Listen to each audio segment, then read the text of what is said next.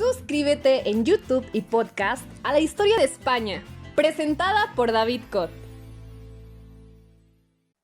Soy David Cot, presentador de la historia de España, y este es el episodio extra 8, llamado El norte peninsular en época goda.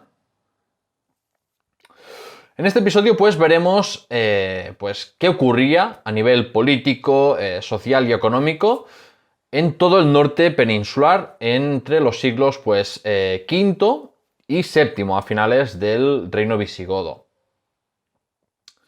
Y es todo el norte peninsular que, como se puede ver en esta imagen, los que estáis viendo el vídeo, va desde Galicia hasta Navarra. Así que, ¿qué veremos?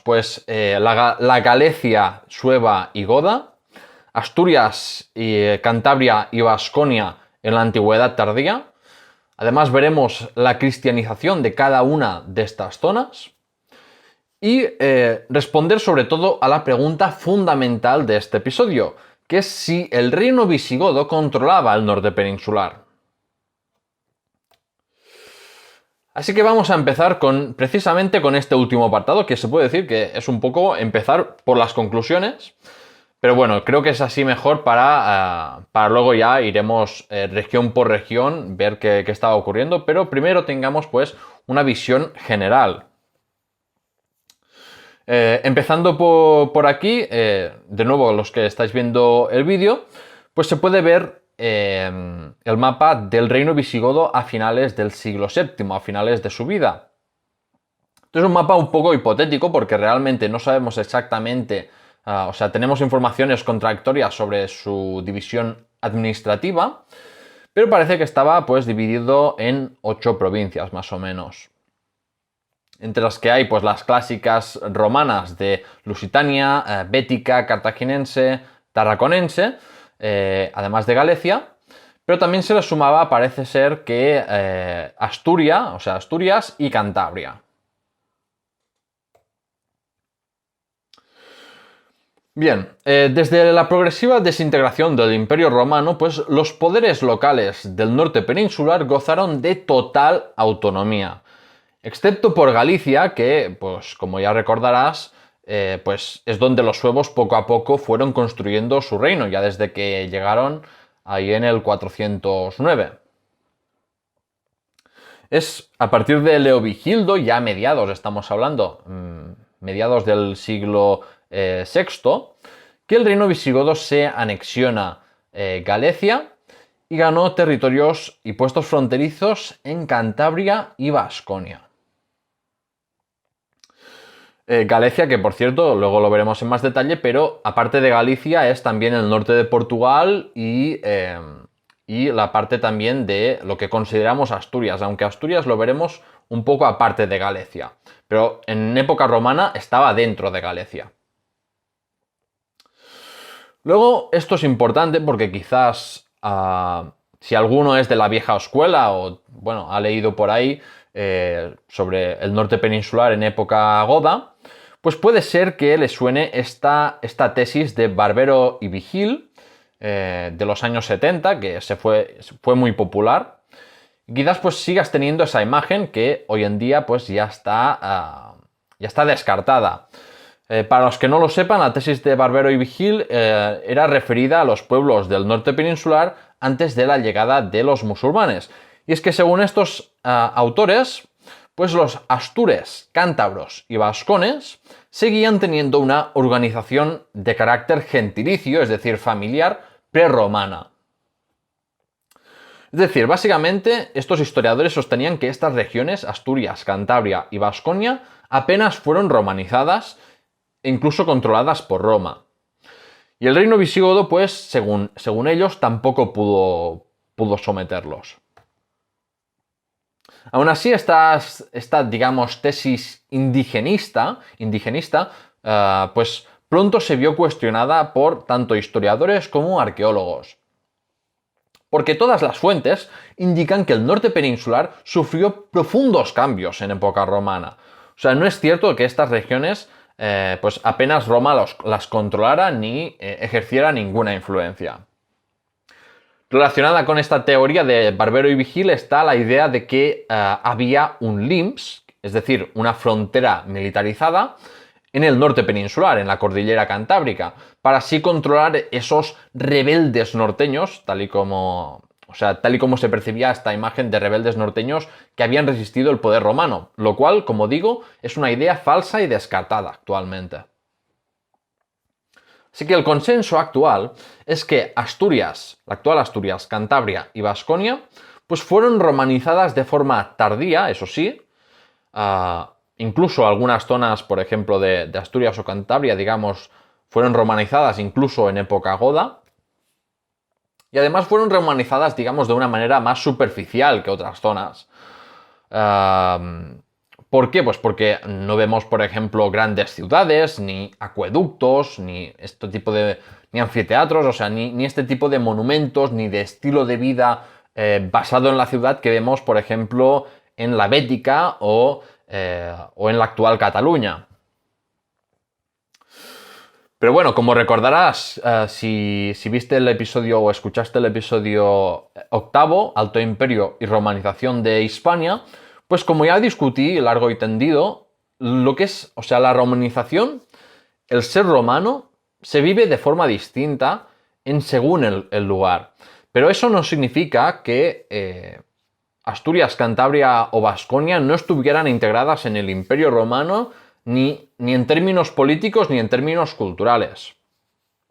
Sí que ser romano ahí se vivía de forma distinta, no había, como digo, grandes ciudades ni nada de eso, pero seguimos hablando de romanización en estos casos, aunque se pueda tildar de superficial, como digo.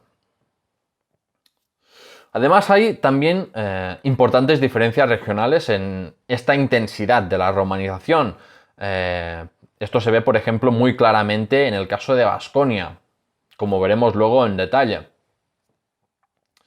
Y luego otro hecho destacable en un poco el grado de integración de según qué zona del norte peninsular es que el área oriental de Asturias y el norte de Cantabria y Baskonia pues no tuvieron sedes episcopales en época bajo imperial. Y luego tampoco, o sea, en época goda tampoco. Y esto sí que lo que viene ahora es importante. El discurso ideológico de Isidoro de Sevilla, según el cual los godos unificaron toda España, es decir, toda la península ibérica, con el reinado de Suintila, que era contemporáneo a Isidoro de Sevilla, pues este discurso choca con la realidad histórica. ¿Por qué? Pues porque sabemos que hay territorios del norte peninsular que permanecieron fuera del control godo. Y los godos pues pudieron ejercer, es cierto, una influencia intermitente en zonas de la cordillera Cantábrica y de Baskonia, pero no eran zonas integradas administrativamente, políticamente, plenamente integradas en el reino visigodo. Eran zonas fronterizas, digamos.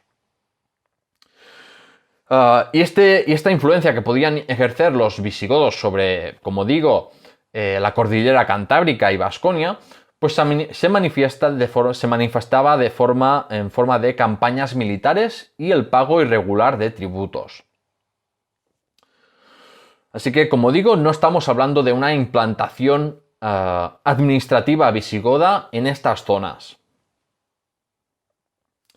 Y esto también es importante de entender, es decir, el concepto tardoantiguo y medieval de frontera no es tan claro como lo tenemos ahora.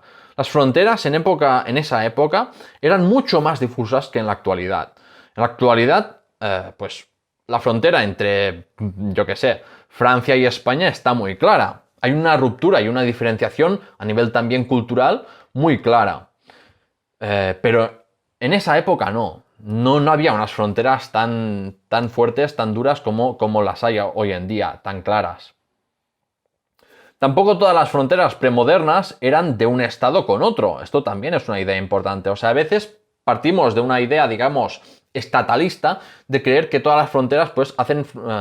de verlo desde la perspectiva moderna, de que una frontera tiene que Tiene que ser entre dos estados. No puede haber allí unas gentes sin un estado, pero en esa época sí que pasaba. En la antigüedad tardía y en épocas posteriores sí que pasaba. O sea, había sociedades sin organización estatal. Y este es el caso de, como digo, el reino visigodo y partes del norte peninsular, que son zonas que los visigodos no pudieron ni conquistar ni integrar en toda su existencia. Y estas son las típicas dinámicas que decimos de centro y periferia. Es decir, partes del norte peninsular eran periféricas. No tenían, como digo, una sociedad organizada políticamente en un estado. Además, y esto es un matiz importante, el reino visigodo y la iglesia hispana no mostraron un gran interés en implantar una firme red de influencia en el norte. Y aquí cuando hablo del norte estoy excluyendo Galicia y la Asturias y Cantabria cismontana, es decir, la parte de la cordillera cantábrica, la parte sur, la parte de la meseta. ¿Y por qué es importante esto? Porque no es que fueran ahí los astures, cántabros y vascones de época tardoantigua, pues, no sé, unos guerreros luchadores por su independencia que resistían ahí el dominio godo y que los godos pues estaban ahí impotentes y no pudieron conquistarlos. No es eso. O sea, simplemente estamos hablando de que tampoco había un gran interés, porque aparte eran zonas pues que tampoco eran ricas ni tenían unas ahí grandes ciudades a partir de las cuales pues articular un dominio estatal. O sea, no había nada de eso en esas zonas. Las élites norteñas simplemente pues colaboraban y aceptaban el pago de tributos a cambio de distintos beneficios, o bien llevaban a cabo una resistencia armada según sus intereses. O sea, a veces podían o colaborar o a veces insubordinarse. Y este mismo fenómeno, esto es muy importante, ocurrió en época musulmana. Es decir, esta misma dinámica, como he dicho antes, una dinámica clásica entre cualquier sociedad, digamos, que haga de centro y otra que haga de periferia, una sociedad, digamos, organizada en un estado y una que no lo está, pues este mismo fenómeno ocurrió en época musulmana. Lo mismo que se ve en época visigoda ocurre en época musulmana cuando los reinos cristianos del norte pues empiezan a emerger. Ahí empieza a emerger primero pues el reino de Asturias y luego, por ejemplo, el reino de Pamplona. Luego, hablando ahora concretamente de los vascones, pues los vascones funcionaban, digamos, como pueblo tapón entre los francos y los visigodos. Y algunos se aliaban con unos u otros en función de sus intereses, y además, por necesidad, algunos vascones saqueaban el valle del Ebro. Esto desde la perspectiva de los vascones, y luego desde la perspectiva, digamos, del reino visigodo, Vasconia pues era un objetivo militar frecuente para el ejército, para así pues conseguir botín, también tener ahí un poco entrenado el ejército y reforzar el prestigio del rey y la cohesión de la aristocracia y el ejército. O sea, esto también es un motivo por el que tampoco interesaba integrar Vasconia. Y ahora veremos, pues, región por región, qué estaba ocurriendo después de haber respondido a esta pregunta de si el reino visigodo controlaba el norte, que como hemos visto, pues algunas partes sí y otras no. Y ahora pues iré en detalle según la región, empezando por, como digo, la Galicia, Sueva y Goda. Que como es una región que esta sí que estuvo integrada en el reino visigodo, y por tanto también ya lo hablamos bastante en los episodios principales, pues simplemente voy a hacer unos apuntes, no voy a ir muy al detalle o a explicar cosas que ya he explicado en los episodios principales, como por ejemplo el episodio 12, el apogeo del reino suevo. Bien, primero, ¿qué significa Galicia? Porque no es lo mismo que Galicia, ojo, igual que Al-Ándalus no es lo mismo que Andalucía, ¿de acuerdo? Eso para empezar. Pues mira, Galicia comprendía la actual Galicia, obviamente, luego todo el norte de Portugal, una extensa área del norte de Portugal, y además también incluía pues las provincias de Asturias, León y Zamora, esto también es la Asturias, es un poco la Asturias tardoantigua, la Asturias tal y como se entendía en la antigüedad, que no es lo mismo que la Asturias actual, la comunidad autónoma. Pero bueno, esto de Asturias, León, Zamora, esto lo veremos aparte, porque merece la atención aparte, porque no estuvo del todo integrado en el reino visigodo.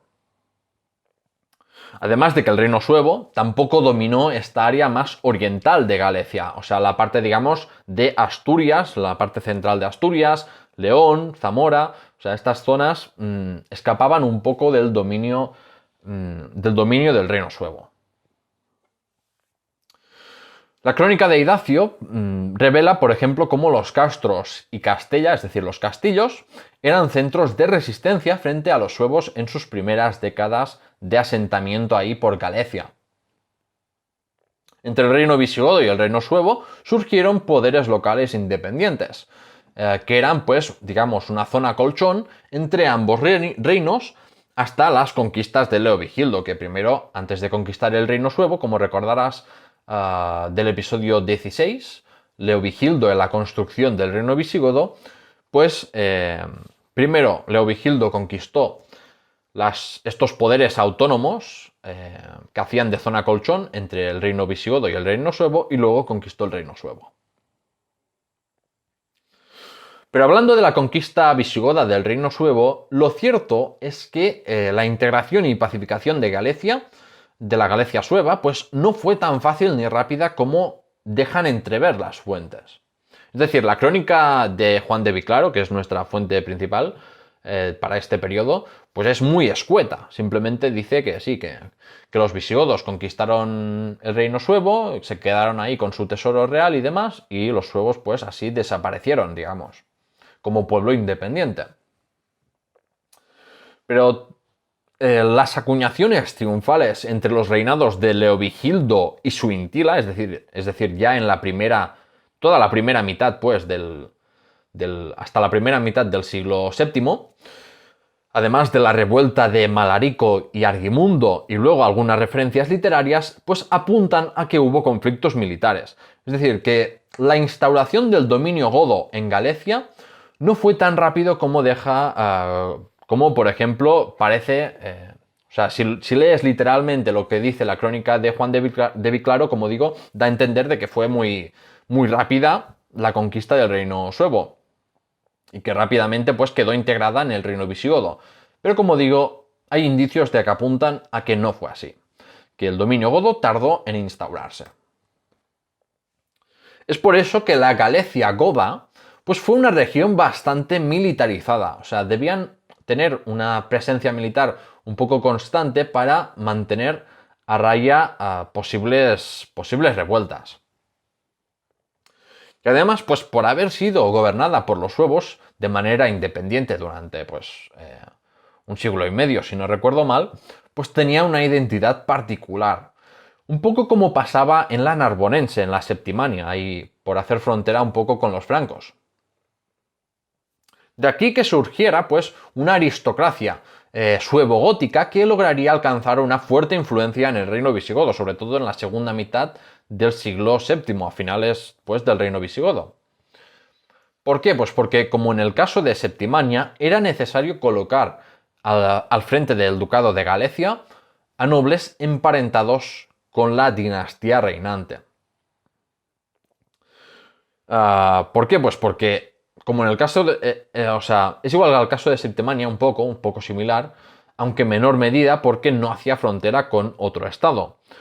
Pero igualmente, como era un territorio ahí que tenía un poco su propia identidad y era un espacio un poco periférico, pues por eso necesitaba pues de una presencia militar un poco más fuerte que el resto de zonas. De aquí también se explica que Wamba hubiera sido duque de Galicia antes de ser rey, un poco al igual que había pasado, por ejemplo, con Liuba al erigirse como rey después de haber sido duque de la Septimania. Y por ejemplo, Witiza y por lo tanto también su padre Égica, también parece que tenían su base de poder en Galicia, porque estaban emparentados con Wamba. Vale, ya habiendo hecho pues estas puntualizaciones sobre la Galicia sueva y goda, ahora hablemos de la cristianización de esta zona. Pues bien, desde Toribio de Astorga en el siglo V hasta Martín de Braga en el siglo VI y luego Valerio del Bierzo en el siglo VII, pues queda claro que en muchas zonas rurales de Galicia pervivían prácticas supersticiosas y heréticas, consideradas paganas por los cristianos, digamos del clero. ¿Y por qué? Pues porque había una cristianización superficial, incluso también entre los clérigos por falta de una buena formación, una buena disciplina.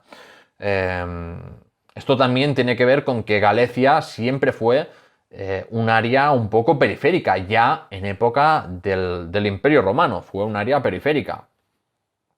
Es por eso que la cristianización pues fue un poco más superficial que en otras zonas de España.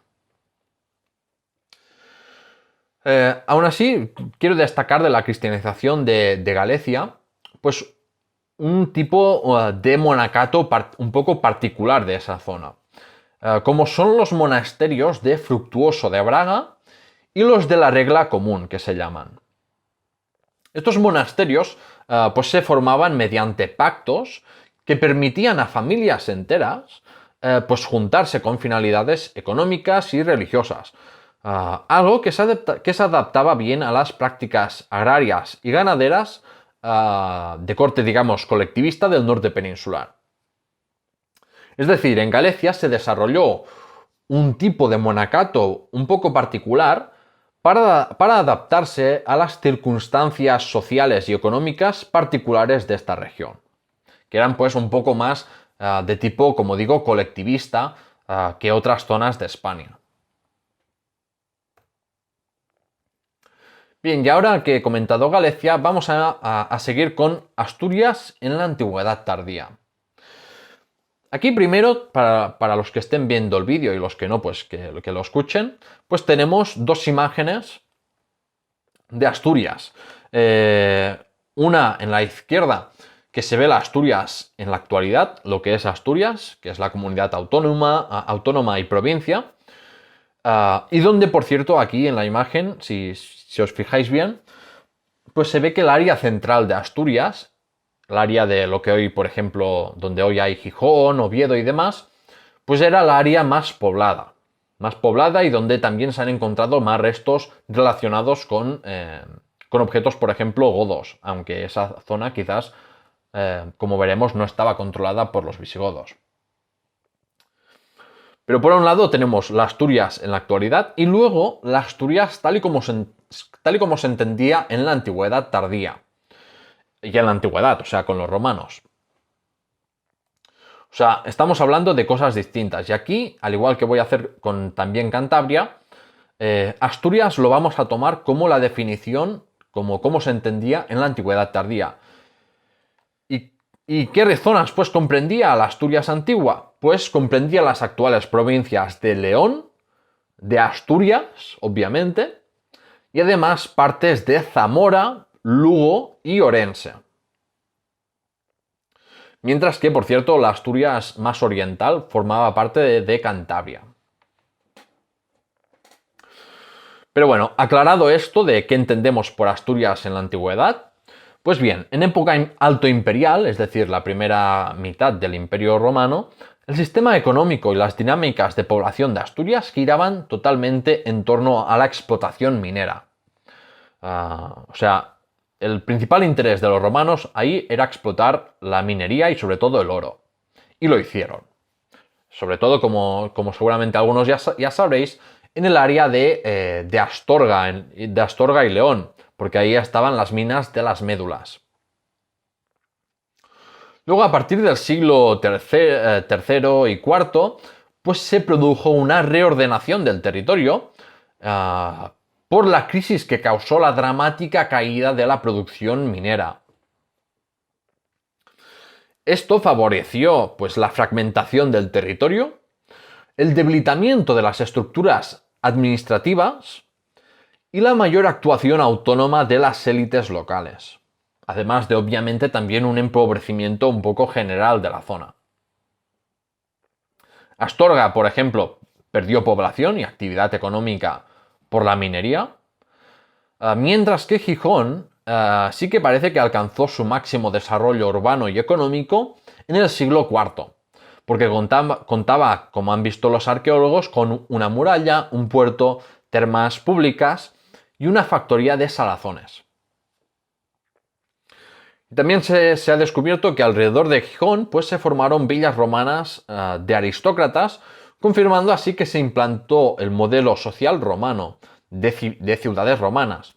A pesar de que sí que hubo zonas de Asturias pues mucho más aisladas. Es a partir del siglo V que se producen en Asturias pues, cambios urbanos y rurales similares a los vistos en el resto de Occidente, aunque quizás aquí fueron un poco más dramáticos, más notorios. Y esto ya lo vimos en los episodios principales. Aquí estoy hablando de desaparición de las villas, reconversión de algunas aldeas o de lugares de culto y funerarios, o sea, reconversión de algunas villas en aldeas o lugares de culto y funerarios, además del auge de los castros, torres y castella, es decir, la gente pasaba a asentarse en lugares con defensas naturales o con defensas artificiales, de murallas estoy hablando, y además también obviamente aparecen edificaciones religiosas. Bueno, todos estos cambios urbanos ya los vimos en el episodio 14 intermedio ostrogodo. Pero bueno, como digo, en general pues hubo un empobrecimiento general de la población, incluida la aristocracia, un poco como pasó en el resto de la península. Los castros, como he dicho antes, ganaron importancia, especialmente en zonas aptas para la ganadería. Un ejemplo de esto es el castro Ventosa, que tuvo una ocupación marginal en época altoimperial a favor de la cercana Vergidium Flavium, que era una ciudad pues situada en el llano, es decir, digamos que había como una dualidad aquí en esta zona. Había por un lado un castro y una ciudad en llano, pero como digo, este castro estaba o sea, tenía poca población, pero las tornas se giraron en época bajo imperial, es decir, más gente pasó de vivir de la ciudad al castro. En territorio zamorano, los Castella actuaron como centros de poder local. Esto seguramente lo recuerdas de las campañas de Lovigildo en territorio zamorano, en lo que se llamaba entonces Savaria. Y como digo, ahí se encontró con castellas, con castros y castellas. Pero bueno, al ser conquistados estas zonas de resistencia, pues bajo los godos actuaron como centros de recaudación también. Eran una forma de articular el territorio al ser conquistado. Y bueno, en general, pues en algunas zonas de la Asturias antigua predominaba la explotación agrícola, mientras que en las áreas montañosas predominó la ganadería. Obviamente, había una adaptación según el ecosistema en el que se encontraba cada uno. Aún así, hay que decir que, por desgracia, pues no contamos con muchos datos arqueológicos para entender bien el mundo rural tardoantiguo, porque la mayoría de excavaciones se producen en ciudades por el crecimiento urbano. Y esto es cierto tanto por Asturias en particular como por otras regiones de España. Y bien, pues con el derrumbamiento del Imperio Romano, pues durante todo el siglo V, pues en Asturias pudieron gozar las élites de autonomía política. Hasta los ataques suevos, pero sobre la zona occidental y central de la Asturias antigua, es decir, de Asturias propiamente dicha, de León y de Zamora. El área habitada por rucones que es una deformación esto del etnónimo prerromano Lugones, se suele situar en el Bierzo, hasta las costas de Gijón. Y esta pues fue una área disputada entre suevos y los visigodos. Esto lo veremos, por ejemplo, con las campañas de Sisebuto a principios del siglo VII, que afectaron a esta área de Asturias. No hay consenso sobre la integración o no de Asturias en el reino visigodo, y en caso afirmativo sobre qué grado de integración estamos hablando. Por tanto, ¿qué tipo de control tenía el reino visigodo sobre la Asturias antigua? Pues bien, como he dicho, la Asturias cismontana, las actuales provincias de León y Zamora, sí que estaban perfectamente integradas en el reino visigodo, o sea que estas no las voy a discutir, pero la parte transmontana, la parte de lo que hoy es Asturias, pues ahí no había este tipo de control. No parece que lo hubiera. Y aquí, en cambio, las élites locales jugaban un papel fundamental en actuar como agentes políticos y fiscales de los visigodos, o por lo contrario, en mostrarse rebeldes e insumisos. Esta colaboración, o bien insumisión, de las élites astures en beneficio propio, ocurrió pues tanto frente al reino suevo y visigodo, como luego frente a los musulmanes en el siglo VIII. Y por cierto, también se ve una actitud similar con los vascones de Pamplona luego en el siglo IX o los Banucasi en el Emirato de Córdoba. ¿Por qué? Porque estamos hablando de nuevo de estas dinámicas de centro de poder frente a la periferia. Las fronteras son difusas, como digo. Y estas zonas, como la Asturias transmontana o Vasconia, pues escapaban del control directo, firme, del reino visigodo y luego de los musulmanes. Y ahora hablando de cristianización de Asturias, que también es un tema muy relevante, pues a finales del siglo III, a principios del siglo IV, llegó el cristianismo en Asturias, empezando obviamente por ciudades como Astorga, Gijón o Lugo de Llanera, y además también por las villas romanas. En zonas más rurales, la cristianización no se produjo e intensificó hasta época goda, hasta esos siglos V y VII. Por sincretismo, además, esto es interesante, un buen número de lugares de culto pagano se reconvirtieron en ermitas e iglesias. Y las cuevas siguieron ligadas a lugares sacros y reservados en ocasiones a las élites sociales para, por ejemplo, ser enterradas en cuevas que se creía pues, que tenían un poco una aura mística. Y esto es algo interesante, sobre todo por Covadonga, la cueva dominica, donde empezó todo esto de Pelayo y demás del reino de Asturias. ¿Por qué? Porque, como digo, en Asturias ya desde época prerromana, o sea, esto es una tradición que seguía viva, pues las cuevas, como digo, tenían un sentido sagrado, religioso, místico, y esto siguió por sincretismo, siguió ocurriendo cuando llegó el cristianismo en Asturias. Luego, sobre la red episcopal en Asturias, pues sabemos de la existencia de la sede de Astorga, en León, además de la sede episcopal de los inmigrantes bretones en tierras asturianas, esto con el reino suevo. Pero digamos que no había una sede regia, una sede episcopal, por Gijón o por Oviedo, o sea, no eran núcleos urbanos de importancia aún. Y luego también es interesante que el monacato no se desarrolló en Asturias hasta los años finales del reino visigodo. Bien, y ahora pues pasemos a hablar de Cantabria en la Antigüedad tardía. Que de nuevo, al igual que pasa con Asturias, pues no hay que confundir con las fronteras de lo que entendemos actualmente por Cantabria. La Cantabria tardoantigua pues comprendía las actuales provincias de Cantabria, el norte de Burgos y de Palencia, la parte oriental de Asturias y León y el oeste de Vizcaya. Aclarado esta situación geográfica de la Cantabria que voy a hablar hoy, pues la Cantabria romana tuvo algunas ciudades pequeñas, como por ejemplo Julióbriga, que se abandonó en el siglo III, o Flavióbriga, en la costa.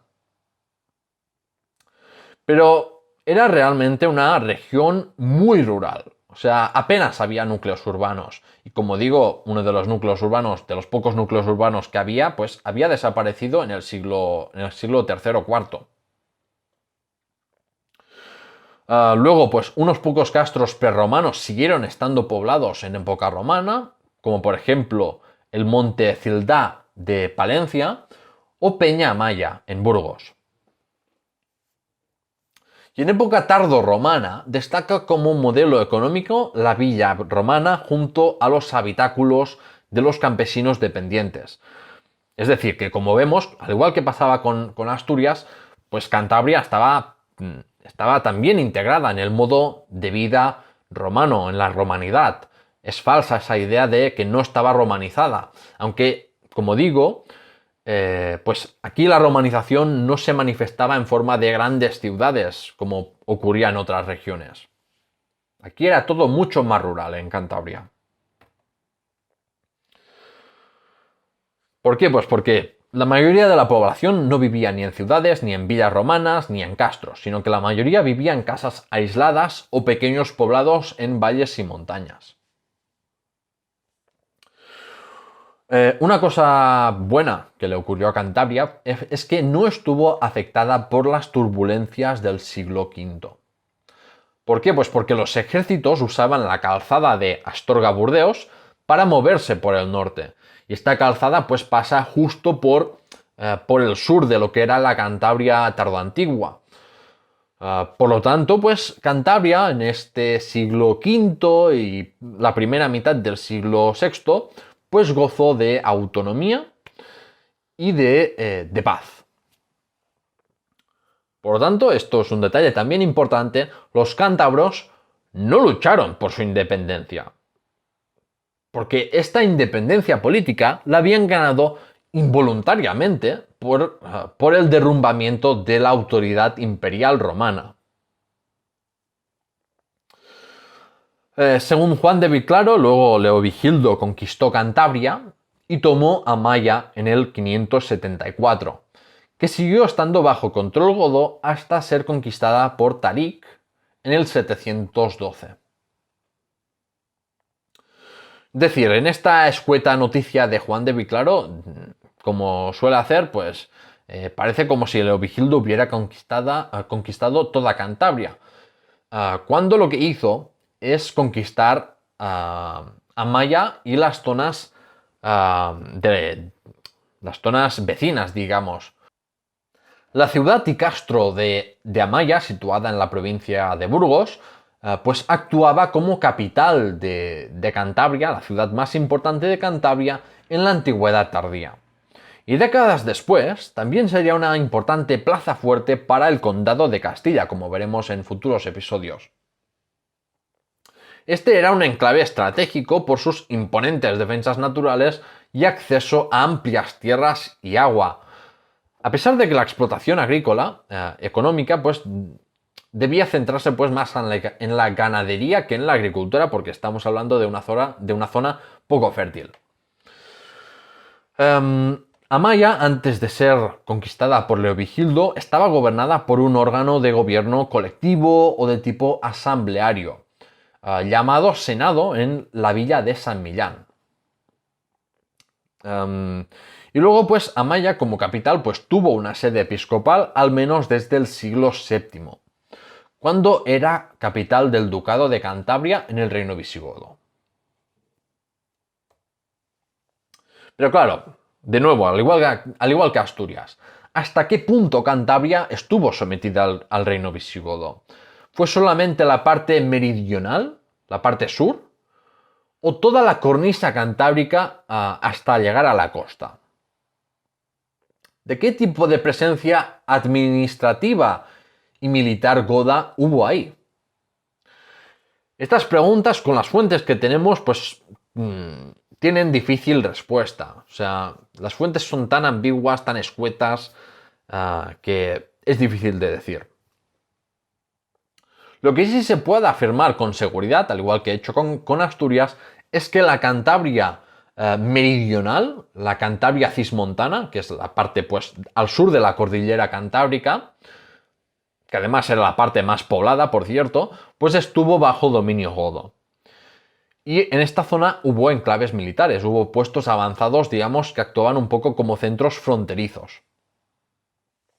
Mientras que la parte transmontana y litoral, pues pudo o bien ser autónoma, o bien estar, digamos, sujeta, o sea, autónoma, pero sujeta a una débil influencia goda, que como he dicho también al principio de este episodio, se manifestaba en forma de campañas militares a veces, aunque allí poquitas, eso es más en Baskonia, o si no, pues en el pago irregular de tributos de las gentes que estuvieran en la parte transmontana de Cantabria. Lo que sí está claro es que Cantabria era una región perfectamente romanizada, porque muchos usaban nombres romanos, se expresaban en latín y veneraban a dioses romanos. Y hasta el siglo V la epigrafía sugiere que sí, que algunos cántabros siguieron usando nombres que originariamente eran prerromanos, y en lápidas funerarias se hace referencia a la pertenencia de clanes, o sea, que esto seguía pues la tradición un poco de los cántabros prerromanos. Pero aún así, en general, estamos hablando de una sociedad perfectamente integrada en la romanidad. Y esto es y estas gentes son las que conquistaron en parte los godos. En época goda, como en el resto del territorio peninsular, pues desaparecen las villas romanas en favor de aldeas y de zonas de puestos fortificados, como por ejemplo castros o Castella. Y luego, siguiendo ahora con la cristianización de Cantabria, pues claro, Cantabria era una zona, pues como hemos visto, sin ciudades, no tenía ciudades relevantes. Y era un territorio marginal del Imperio Romano, más marginal y más periférico en este sentido que, por ejemplo, Galicia, o la parte de Asturias de lo que hoy es León, sí, lo que hoy es León, hay Astorga y León. Así que, como puedes deducir, como te puedes imaginar, Cantabria fue cristianizada tardíamente, empezando seguramente ahí en el siglo V, estamos hablando. El proceso de cristianización de Cantabria empezó a través de la fundación de ermitorios y de monasterios, y luego se extendió por las aldeas campesinas. Sin embargo, la cristianización e implantación institucional de la Iglesia no se consolidó en Cantabria hasta el siglo VIII, o sea, ya tras la conquista musulmana. Aquí, por ejemplo, los que estáis viendo el vídeo, veréis la ermita rupestre de los santos Acisclo y Victoria en Cantabria, que bueno, como se puede ver, es la típica ermita situada en una cueva, o sea, en una cueva artificial en este caso. Y esto pues es un ejemplo típico de los inicios de la cristianización del norte de la cordillera cantábrica. Estos primeros monjes cristianos que llegaron a Cantabria pues fueron ermitaños que buscaban alcanzar pues el ideal cristiano de vida ascética en una soledad pues digamos bastante absoluta y en el aislamiento que les proporcionaban las montañas cántabras. Este, por ejemplo, es el caso de Emiliano de la Cogolla. Pero claro, por su propia naturaleza, por lo que deseaban estos primeros monjes que llegaron a Cantabria, pues no fueron misiones evangelizadoras, no se centraban en conseguir conversiones. Aunque aunque es bastante lógico de que hubiera conversiones al cristianismo por su presencia. En cambio, las acciones institucionales de sedes episcopales vecinas sí que tuvieron más éxito en cristianizar Cantabria. Pero claro, no hubo una voluntad firme del reino visigodo ni del resto de la iglesia hispana en cristianizar el norte. Luego el reino de Asturias, la llegada de refugiados hispanogodos por la conquista musulmana y los monasterios, pues aceleraron y consolidaron la cristianización de Cantabria, además de la eliminación definitiva de algunos elementos prerromanos, o digamos que parecieran más indígenas. Aunque de nuevo recuerdo que Cantabria también estaba romanizada, aunque fuera un poco más superficialmente, entre comillas. Por lo tanto, como digo, la cristianización de Cantabria no se consolidó ya hasta el siglo VIII, cuando los musulmanes ya estaban por ahí. Y luego pasando finalmente a Baskonia en la antigüedad tardía, bueno, primero aclarar que cuando hablo de Baskonia pues me estoy refiriendo a Navarra y País Vasco, sin tener en cuenta la Guasconia o Gascuña francesa, ¿de acuerdo? Que ahí también, como algunos ya sabréis, pues había vascos, o sea, había gente que hablaba de cultura vasca y demás. Baskonia formaba parte del Imperio Romano, al igual que Cantabria, al igual que Asturias. No eran zonas rebeldes que hubieran resistido el dominio romano, ¿de acuerdo? Pero sí que presenta fuertes diferencias regionales sobre el grado, digamos, un poco de integración y de romanización del territorio. En el sur pues había grandes villas y terratenientes, además de ciudades atravesadas por la importante vía de Burdeos-Astorga, como por ejemplo Pamplona, y también Iruña-Velella, que está cerca de la actual Vitoria. El paso de los Pirineos estaba controlado por tropas reclutadas en Baskonia, con la función de vigilar la calzada y de cobrar impuestos. Mientras tanto, esto es lo que ocurría en el centro, en el sur de Baskonia y en toda la zona bañada por la importante vía de Burdeos-Astorga. Pero claro, ¿qué pasaba en otras zonas de Baskonia? Pues mira, el centro vascón, pues en el centro vascón había pequeñas y medianas propiedades, mientras que en el norte de Baskonia apenas se documentan ciudades y se desconoce si su escasa población, porque también es cierto que era una zona poco poblada, pues conocía el latín. O sea, la parte más montañosa de Baskonia era la parte menos integrada, menos romanizada de Baskonia. Pero bueno, Baskonia pues era un territorio que gozaba de paz, de estabilidad, hasta que entraron los vándalos, suevos y alanos en el 409. En el 418 aún vemos tropas imperiales de Honorio enviadas especialmente a Pamplona durante las campañas del rey godo Walia. Pero claro, el orden romano ya se estaba deteriorando mucho, ¿de acuerdo? Ya se estaba de capa caída. Esta inseguridad de la época, de la primera mitad del siglo, de las primeras décadas, de hecho, del siglo V, pues reforzó el papel político de las tropas vasconas que controlaban la calzada de Burdeos-Astorga y el paso de los Pirineos. Sus líderes podían pactar y colaborar con los germanos para permitir su paso y actuar así también como señores de guerra, o seguir reconociendo la autoridad imperial. Si no reconocían la autoridad imperial y actuaban como señores de guerra, eran llamados bagaudas por las fuentes de la administración central.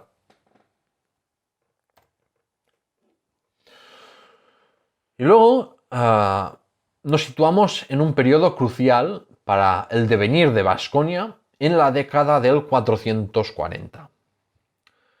¿Por qué? Porque ahí parece que hubo pues conflictos armados, guerra civil seguramente, no sabemos, pero hasta qué extensión, hasta qué magnitud, digamos.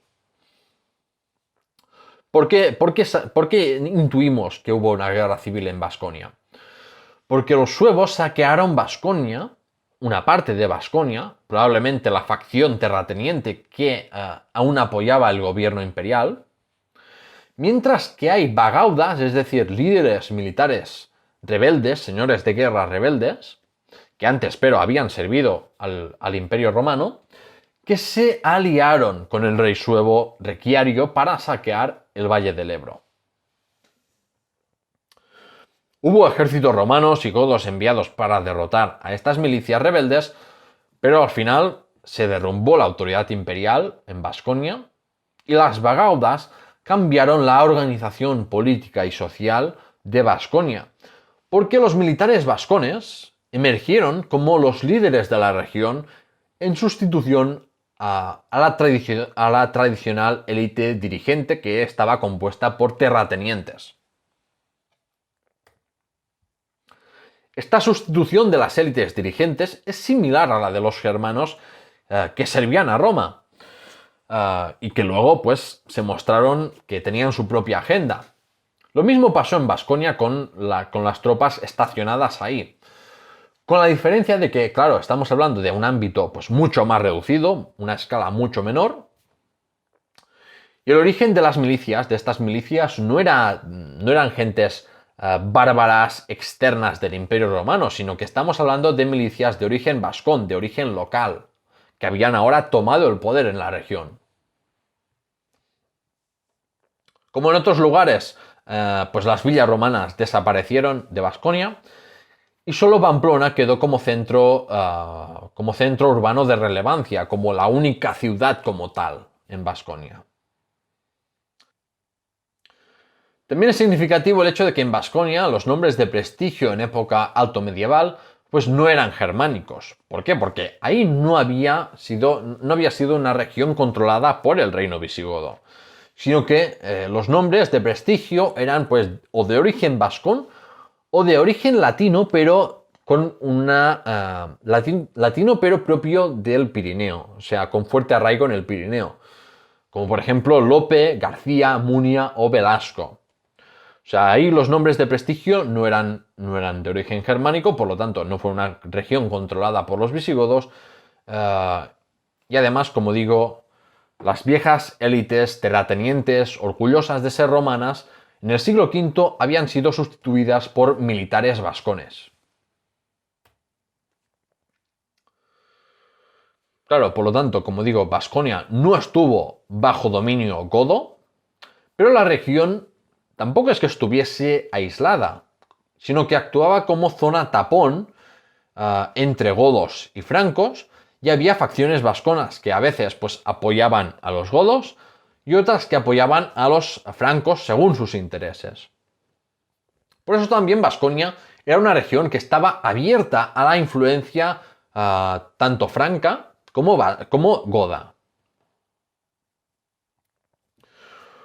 Por ejemplo, cuando los reyes visigodos lanzaban campañas militares en Baskonia, pues no buscaban integrar Baskonia en el reino visigodo, sino que en esas campañas, una vez derrotaban a quienes consideraban rebeldes, pues imponían ahí pues tributos, conseguían juramentos de fidelidad y obligaban a entregar rehenes a los derrotados. Estas campañas también servían en clave interna para conseguir botín y reforzar el apoyo de la aristocracia hacia el rey.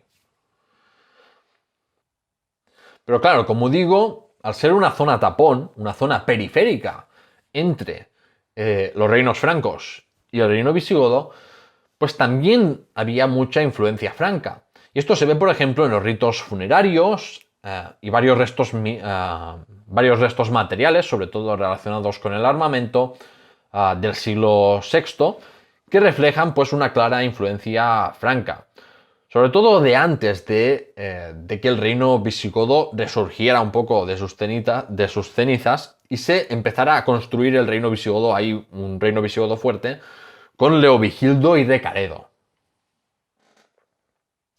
Luego, un mecanismo de participación, que no de integración, sino de participación en el reino visigodo, por parte de las élites vasconas, era a través del obispo de Pamplona, que era la única autoridad de Vasconia homologable desde el exterior, es decir, la única autoridad que tenía, digamos, equivalentes y que podía ser reconocida fuera de Vasconia.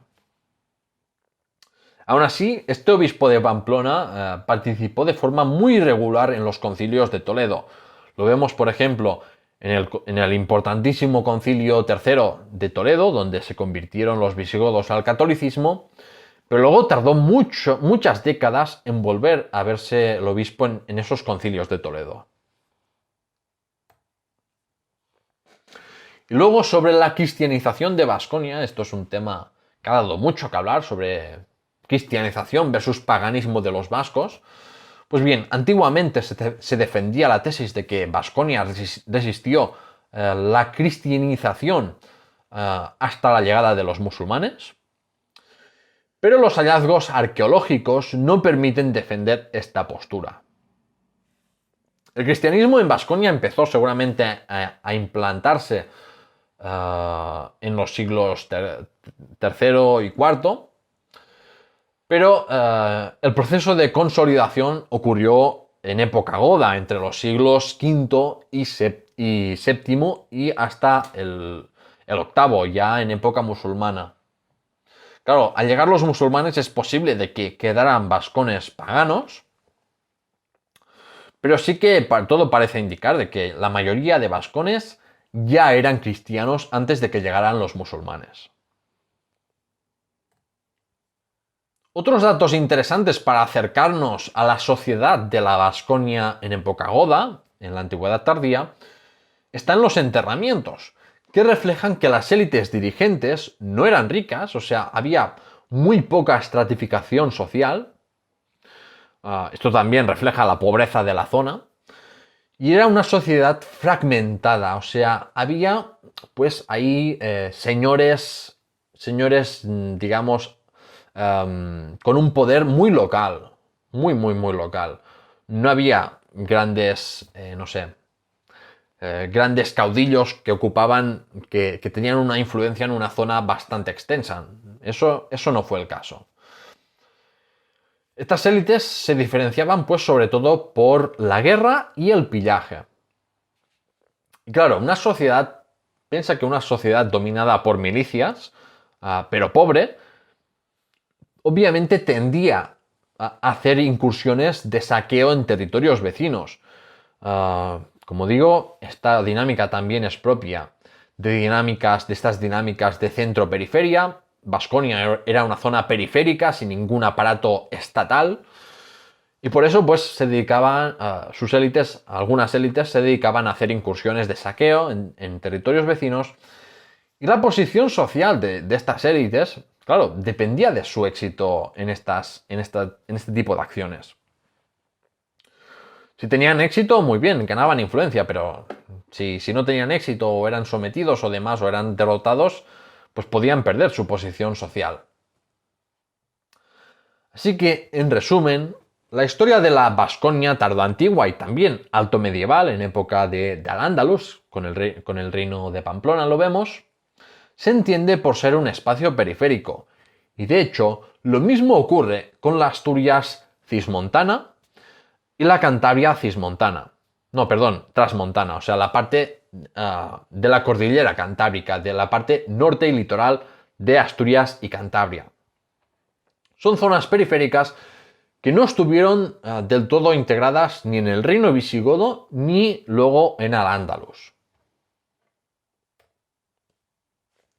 Y bueno, esto es todo por el episodio de hoy. Como veis, los que estáis viendo el vídeo, he usado pues un montón de fuentes, o sea, este episodio extra número 8 no ha sido como otros episodios extra en el que cogía pues un artículo académico, una tesis doctoral, no. Aquí ha sido un poco como los episodios principales normales.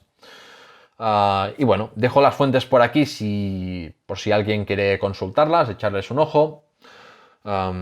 Y nada más. Gracias por escucharme. Tenéis ahí la página web y tienda, lahistoriahispana.com, para consultar guiones. Como digo, ir a la tienda, comprar productos como esta camiseta del reino visigodo.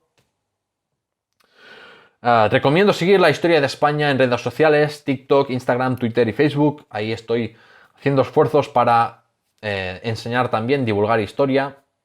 Puedes unirte también al servidor de Discord, ahí para hacer debates conmigo sobre historia de España, preguntarme directamente cosas, dudas que tengáis aquí. Y nada más, si queréis disfrutar de este tipo de episodios extra, pues ve a Patreon y apóyame en patreon.com/lahistoriahispana para disfrutar de beneficios, como digo, de episodios extra exclusivos como este durante un año, o acceso a todo el contenido en acceso anticipado.